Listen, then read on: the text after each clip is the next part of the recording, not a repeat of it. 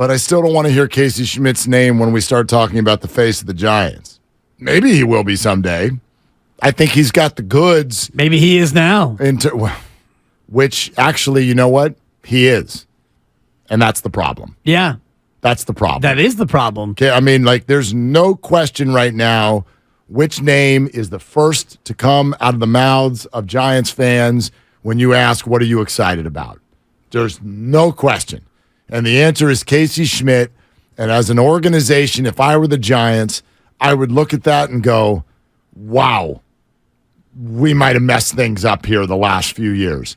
If you can be the face of the Giants, if we are so desperate for somebody to take that job that we give it to someone who showed up 2 weeks ago, man, that really says something about all the other players who were here and the lack of connection that they've had with the fan base. And I think, and I know that this is not solely about Farhan, but I think that it speaks to to Farhan Zaidi himself with the way that he's gone about constructing this roster. Because for the most part, Farhan Zaidi is interested in you're out, you're here, you're not, you're playing, you're not, you're a lefty against righties, you're a righty against lefties. We're gonna go ahead and bullpen this game. We don't really value any starter. The good starters, we don't want you to stay. And they're good moves because Carlos Rodon got hurt. Kevin Gausman was better than Gausman. And Gausman's been really good. Gausman's been legit, but Farhan didn't want to give him that big deal, and I get that. It's an approach, and you may not love it, but in terms of the everyday roster, it's all about who has options, who can we rule 5, who can we shuttle up and shuttle down, and so it makes it impossible to find a guy who's the face of the team. Well, absolutely. And I don't think that is how they want it to be. I think that they feel like that's how it has to be. That's the only way where you can win games while you're building, which is to play this sort of mathematical game, if you will. Yeah, it's a shell game. Right. But like it also won 107 games one time, which is just crazy. And so I think that would be his response. If he were sitting right here, right now, he goes, I think what connects with fans is winning. And that's what we're trying to do. And you can't snap your fingers and make Aaron Judge join your team. You can't. And so in the absence of that, what's the best thing to do? Well, let's play mathematical baseball chess. And that's what they're doing. And it has had some success. Sure. And sure. But now you're starting to hopefully see what it can look like to have, for instance, right, like someone like Schmidt will be in the lineup just about every day, right? Especially because he can play 3 positions, and that's what you need. So I do think this still to this day, the idea that a Farhan team will not have everyday players, I disagree. It will. It absolutely will. Well, he's going to need to show me because all I've seen from Farhan's era here in San Francisco is just that. You have 90 to 95 guys every year who play, and you've got, a pitcher who comes up for 2 or 3 starts or 2 or 3 outings, and then, he's got options and he's struggling, so he's out, and the next fresh arm comes in because he's got a fresh arm, and we need him for the next 2 or 3 days, and then he's out, and you've got a roulette at virtually every position. Now, if he has Casey Schmidt, and he wants to play him every day, that's great. And if it becomes Matos and Luciano and Estrada and Slates, if he's healthy, and whoever... He'll never be every day. But, but whoever else you can get in there who could actually be every day, if it's Patrick Bailey, if he can stick and be a catcher who catches 120 games a year, then I'll be a believer. But right now, I'm not buying it. Yeah, well, and because they don't have those people. And that's what they're trying to grow. And so this is the first really good sign, and why Dave Fleming said, okay, the plan is back on track. That does not mean that the plan is complete at all, because don't forget what Chris Rose said to us earlier this week. I think that part of the reason that this is going to be tough for a team like San Francisco is their inability to get Aaron Judge out there, to get or to pass on Carlos Correa because of the ankle stuff. And I understand all that. Like, it's not the Giants' fault that Aaron Judge went back to New York. That's not what I'm saying. And I understand the Giants passing on Correa because of the ankle. Okay, I get all that. That's a long commitment for somebody if you don't feel like 5 years from now it's going to be perfect. But Shohei Ohtani's next contract, he's obviously going to want a figure that starts with a 5, I would think. And then the other part of the equation is he's going to want an organization that has a lot of stability and that likely has another star. That's my guess. And as good as San Francisco's been, who's that other star right now? Yeah, no, there isn't one. There isn't one. And it's actually been the one thing that they haven't been able to do. Now, some people say, well, listen, they've made offers to guys and they just haven't taken it. And I get all that. All right. Well, at some point, though, if Shohei Ohtani wants to play at an organization with another star, and I don't know that for a fact, I just have a feeling that's the way it's going to go, then it might not be the right place for him. It's interesting. I'll say this, because a lot of people immediately responded when Chris said that. Shohei plays with a star now.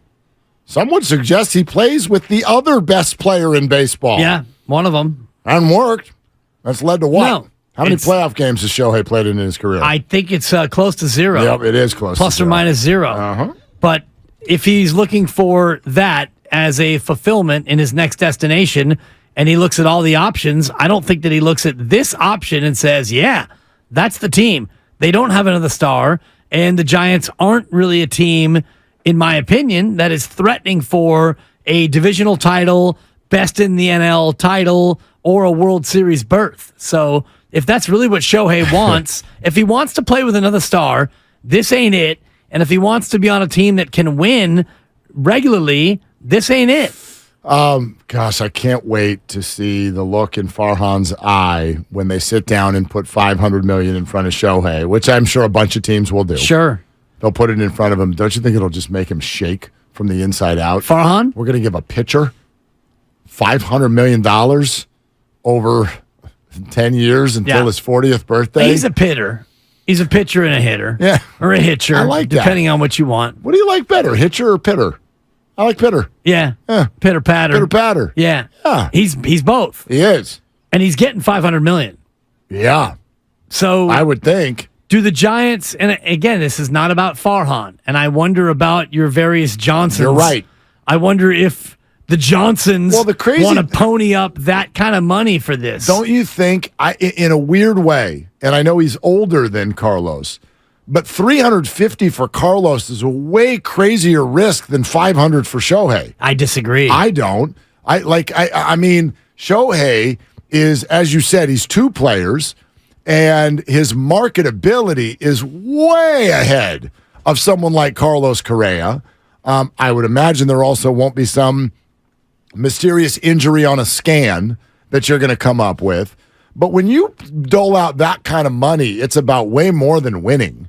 It's about activating your fan base. Right. And Shohei does that in an immediate way in all kinds of ways that Carlos Correa doesn't. So, I don't know, $350 million versus $500. Sure, that's $150 million different. Yeah. But then again, over a decade, what's $150 million to people named Johnson? And those of you out here listening, when your last name is Johnson, I know it's a lot. But what $15 million a year for 10 years? Well, it really isn't that big of a deal. Depends on who you ask. And it's not just Greg Johnson and his father, or I don't even know which Johnson is which. And Greg is the one who operates. Charles is the one. Charles is the dad. Charles is the one who owns and donates to all kinds of wonderful places. They're both largely faceless, and I know they actually have faces, but faceless in terms of their relativity to the fan base. Yeah, Greg talks sometimes on behalf of the organization. He hasn't spoken in like a year, though, has he? No, he has. Press conference? Yeah, a little bit here and there. Okay. Do a Zoom. Yeah, we'll do a Zoom. That's because that's what we do down there at 3rd and K. Yeah, you do a Zoom. We do Zooms. I would be more concerned about Shohei Ohtani and the life of a pitcher, because he's already had Tommy John, and we know he missed a year back in, I think, 2019. He didn't pitch at all because he was coming off of Tommy John. So the arm's already been surgically repaired. And I wonder about the back end of the pitcher part of Shohei Ohtani. I don't know. If you look at it in terms of like, okay, he's a $30 million hitter, but you'll get a $20 million, you'll get like actually a $35 million pitcher for 20. If you look at the $50 million contract that way, and then let's say the pitching does fall apart in 4 years, well, then you got, you're paying $50 million for a $30 million hitter. Not the end of the world. Right. It's not, like he's still that good of a hitter also. My man, this is a left-handed power stroke at Oracle with the water. This is the guy. I get it. No, That's the guy. I'm not anti them signing him. I know you're not. I'm anti their ability to sign him. Fair, and I get that it is an unlikely proposition, although I'd say that about every team. Every team right now is way less than 50-50 to land Shohei or any star. Well, someone will land him. Someone's going to get him. Yeah. Right. That's like, when you play the lotto. You're probably all not going to get it. Well, someone is. Sure. But I think this. Remember when the Judge Correa stuff and people would be like, man, if you really wanted him, man, just go to 400. Go to 450. Show him the money. And nobody does business that way, even though I understand where that comes from a fan because it's not our money. If there's a guy where you do that, it's this. It's this because he is immediately the face of a franchise, marketable, butts in seats, and he goes to a stadium that has a board called Splash Hits. They handed out bobbleheads, Lucille bobbleheads last weekend at the stadium that were splash hit counters because the next one will be the 100th. Like, you could have a left-handed power hitter again, the best in the game, at 3rd and King. I don't think there's a price on that. $600 million. Go ahead. It's going to pay for itself. You would figure. It's going to pay for itself. You don't have to sell me. I know. And unfortunately, I think you do have to sell the ownership group because I have not been convinced that they're willing to go into Stevie Cohen range as far as deep pockets goes. It feels to me like they are A's light in terms of we want to make money. Our goal as a business, and I don't fault them for that. Their goal as a business is to make money. That's a little. Don't you think that's a little? I mean, what are they? 12th in payroll. That's not good enough. It's not, but it's not. Good enough. But it's not A's.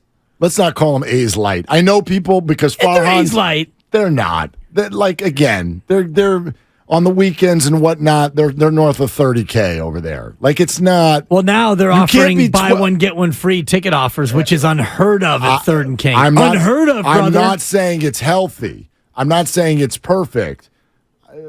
They're not the A's. I said A's light. They're not A's light. I'm standing by it. Okay. They're diet A's just for the taste of it. I've never liked diet A's. I don't like diet stuff. Yeah. That fake sugar is actually worse for you than the actual sugar? Well, the other fake sugar. I always looked at it that way. Like you got a Coke and a Diet Coke. The Coke is fake sugar. The Diet Coke is chemicals. What's worse? So chemically good. Yeah, give me the I'm a sugar chemically guy. You know good. me. I sat here and ate like something. By the way, that cake you bought yesterday, that was like I just got over it about 2 hours ago. Yeah? Grandy, did you get over it yet? That was the largest piece of cake that anyone has ever put in front of me in the history of ever, and for some reason I ate the whole damn thing. I was on a sugar rush the rest of the day. What the hell was that? Stella! I mean, you want to talk about getting your groove back. Stella pastry. Didn't happen until about 1 o'clock this I went afternoon. in there at 5:40, and Lucas, our great producer, was like, Dibs, what's wrong? I said, I'm on a sugar low right now. I ate that cake too fast. Dude, I skipped dinner. I never ate dinner. So did I. I just made popcorn at 9:30 and went to bed. I just went straight to bed. That's it. I had 2 dinners. I got home and everyone's like, what's for dinner? I'm like, we're not doing it tonight. Dibs got DoorDash. We're out. I'm a fat red pumpkin. Oh, gosh. All right. Farhan check. That birthday's over. Let's go to Matt in San Jose on Willie and Dibby. Hey, Matt, what are you doing? Mark, it's good to hear from you. I'm on my way to Vegas because I have a baseball tournament this weekend. Woo! Drive safe, brother. Absolutely. I appreciate it. So, Farhan check, right? I have a question. Let's go. So, I'll answer it, and then I'll pass. You look at his body of work now after the start. They win 107. He avoids the Correa thing by doing his homework, and he stayed quiet while everybody else melted down. He did his best to acquire some stars. They came up short, but he acquired some players that make the Giants competitive. He must have knew something about the flow that was going to happen in the National League because the National League's not that good. The Giants have an opportunity to participate and be a part of the playoff run and everything. Does this elevate your trust in Farhan going forward? For me, it absolutely does because he seems to be right often. What do you think? I mean, listen, faith in Farhan. I've been labeled as the one who has the most undying faith in the guy of everybody in this market. You got a Farhan bobblehead, and you had it made personally for yourself. And I jiggle it often. But please cut that. I'm on a roll this week. Appreciate it. But anyway, thanks, Grandy. And Matt, thanks. It's a fair question. We'll answer it. I don't know if this elevated my faith in him, because even when I was really frustrated, the frustration of the offseason, again, as Matt is pointing out, I didn't base that on their approach being in the wrong place. Like, you can, and I know it's a scoreboard world. Did they get Judge? No. Did they get Correa? You and I had the semantics argument for a couple of days. Did they get him? Yes and no. Does he play for them? No. No. Scoreboard says no. Does he play for Minnesota? He does. Not right now. Not right now. So I get it, but all I can ask for, I think, is for your approach, effort, and resources to be in the right place. And I think that it was a very good faith effort to go get all of the people at the top of the market, and they whiffed, but does that change the faith? I would have lost the faith if the farm system was never going to produce anyone. Like, Farhan hasn't done anything since we were mad at him. And now everybody's faith is restored. Why? Because Casey showed up. Exactly. And Patrick Bailey is now. Patrick. What did he play, 4 games? It doesn't matter. Yeah. Patrick Bailey is the ginger in the middle of the sushi meal for Joey Bart, because the Joey Bart piece is not leaving a good taste in your mouth. And I know that wasn't a Farhan player, but the fact that Patrick Bailey, who was Farhan's first overall draft pick, I think, in his first overall draft, the fact that he's now here, I think symbolically is more important than Casey Schmidt, in terms of the first pick he ever made is now a guy who is in the major leagues. So, yes, I give him credit for that. But I also say this, Mark, in terms of him whiffing in free agency, you got to get to a point where you stop whiffing. Because if you continue to whiff like this, you're Brennan Belt playing for Toronto. So here's what's interesting. Whiffing in free agency, right? We always bring up the same 4 people. And I'm pretty sure one of them was pre-Farhan, which is Stanton. That was pre-Farhan, I think, right? Unless I'm remembering that incorrectly. I think so. Right? And that wasn't even free agency. That was him. It's Bryce. It's Harper. Arson. It's Judge. And it's Correa. And you whiff. You can, depending on your perspective on this, say he either went 0 for 3, 1 for 3, or a half for 3, however you want to do it. But can we boil down free agency to 3 people? 3 people, and I know no one wants, oh gosh, finishing in second is great. In essence, that's where they were on all 3. Like, they were definitely second on Harper. Yeah, which it doesn't matter. Doesn't matter. It doesn't matter. But my point is that fair? Is that a fair number for us to now say Farhan can't get the big fish? It's kind of like Kyle Shanahan. You've been to 3 NFC title games. Yeah. You've got no Super Bowls. So he can't win the big one. He can't win the big one. Until he wins the big one, he can't win the big one. No, he hasn't won the big one, is how I would say it. I don't think and Farhan hasn't signed the big fish. Right, but I, in both cases, firmly believe that they can. They can.